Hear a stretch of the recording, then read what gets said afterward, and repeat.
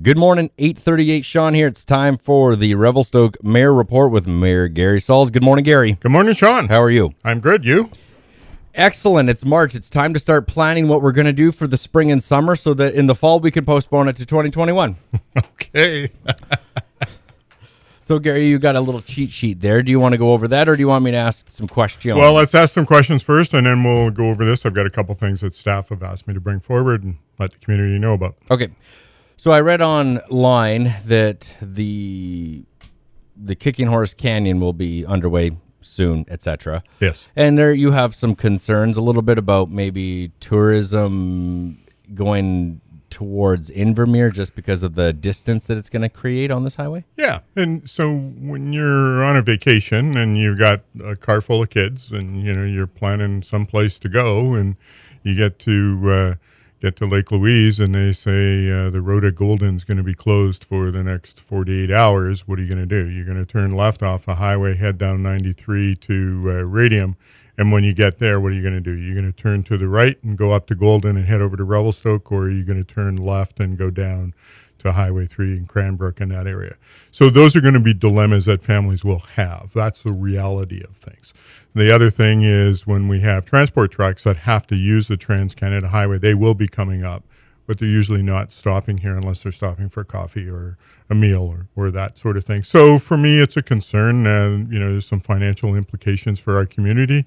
But the fact of the matter is the highway needs to be fixed.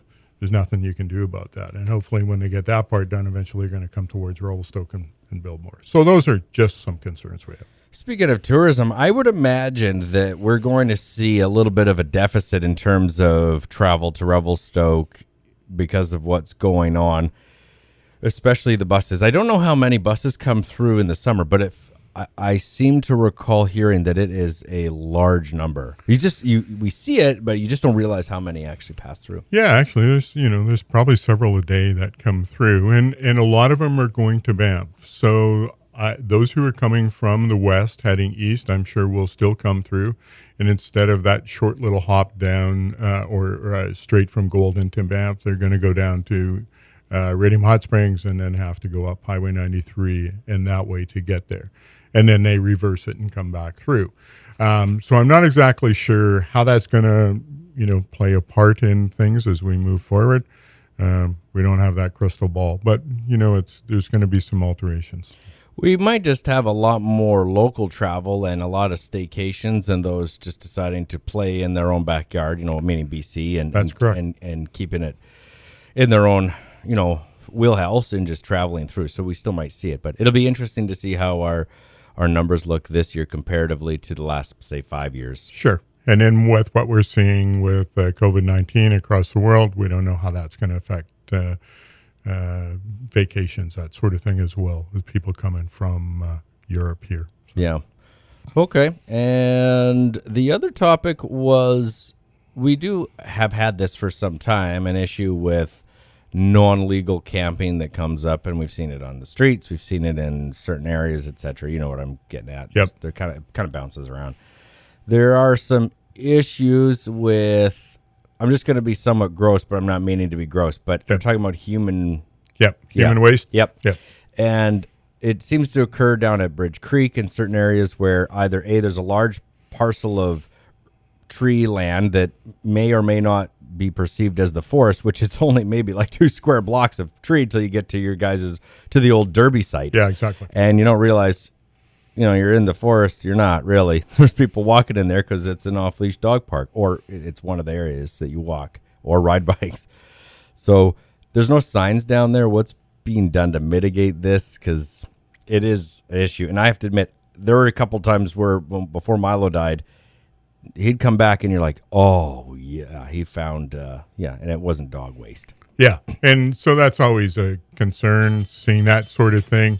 You kind of wonder why people are doing that. I guess it's just quicker, easier, the call of nature, that sort of thing, rather than finding facilities to utilize. And if they're camping in that area and they just don't want to go to a public bathroom, that's a concern. And we're seeing it, with all due respect, we're seeing it in our parks where people are not finding a facility. And so we'll discuss with staff as we move forward if they have some suggestions how we mitigate this. Putting up a sign "Don't go number 2" here usually isn't gonna work. So finding a way to figure this out is put a camera up. Yeah, Say there's cameras here. Yeah. Well, if you want, you're going to end up becoming a part of our Facebook community. Yeah. Anyway, sometimes that doesn't scare people, but it's a concern. It's a concern, I think, for all of the residents as to how we deal with those sorts of things. And the same thing with the camping on the streets. You wake up in the morning and there's a van with like a clown car, all these people pouring out of it in the morning, and you're going like, hey, that's my neighbor. Where are they going to go? Those are always things. So we're trying to work with that to see where we can put people and how we deal with things. Okay.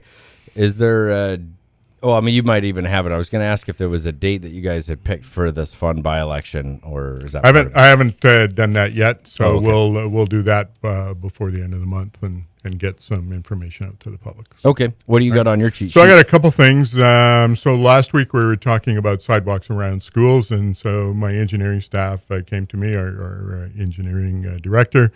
So the staff for the last couple months have been working in collaboration with the RCMP and the school district to start a safety audit. And so the safety audit is for Columbia Park and Arrow Heights schools, and the audit is for pedestrian, cycling traffic, drop-off zones, parking, those sorts of things. They're going to look at infrastructure improvements, including signage. And so it's a comprehensive plan. So it's going to take time. It's not going to happen overnight. And the one thing I wanted to make sure that the community knew that this plan has been in the works for a bit of time, and it's not just a knee-jerk reaction to some of the comments that have been coming forward on social media. It really is a plan for these neighborhoods to try and keep people safe. So the engineering staff, the council has heard people, and just want to let them know we're working on those things to see how we can deal with them. That's good. Okay. Right. What else you got? So I got a thing that I'm actually going to read. It came from staff just about development services. Is it a poem? Is it a poem? No, it's not a poem. But tell them to write it in a poem next time. Yeah, okay, we'll do that. All right. So times are very exciting in development services department. We have an amazing amount of development potential coming forward. So we're seeing lots of people coming forward, kicking tires. What can we do? Development coming forward includes housing opportunities for everyone from single-family homes to townhouses, and even includes some employee housing. Behind the scenes, the staff are working hard to develop the framework that's not currently in place, so some of the legislation that will allow for protection of our infrastructure and our environment and our history for now and into the future. So behind the scenes, staff are working really hard, building teams and doing the legislation that's going to allow developments to come into reality. So some of these things that we've been asking for, employee housing, housing for affordability, that sort of thing, and even some more single-family houses. Our stock is almost depleted here. So seeing that come forward, those are great things moving. Okay. Oh, right. There was one more thing I had a question. I wasn't sure about this. I was walking through the Greenbelt or out towards the Columbia Park down that way and where the bridges are. I noticed that the graffiti's moving further down. Oh, is it? Yeah, a little bit more, and there's some new stuff there, and it's definitely leaking towards over the water. And I don't know where the property lines, if that's us, them, or whatever. And I was just curious, if someone was doing something and they fell, landed on the rocks, died, water, whatever. Is that would be a city issue? Would it be a rail yard issue? I just was curious because it just started to get closer and further out. And I'm like, I wouldn't even go that far. Yeah, those are always things that we worry about. I don't know whether it would be an automatic city issue or hydro issue or what it would be on that, because those are highway or BC Hydro lands, pardon me.